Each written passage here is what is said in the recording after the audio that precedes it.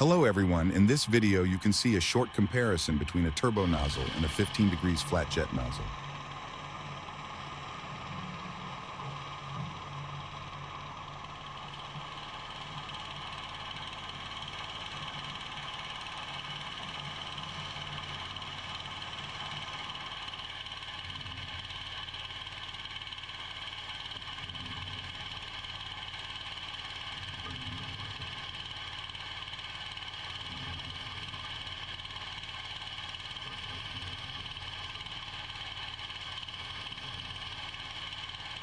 The turbo nozzle is faster, but the flat jet nozzle is more lightweight.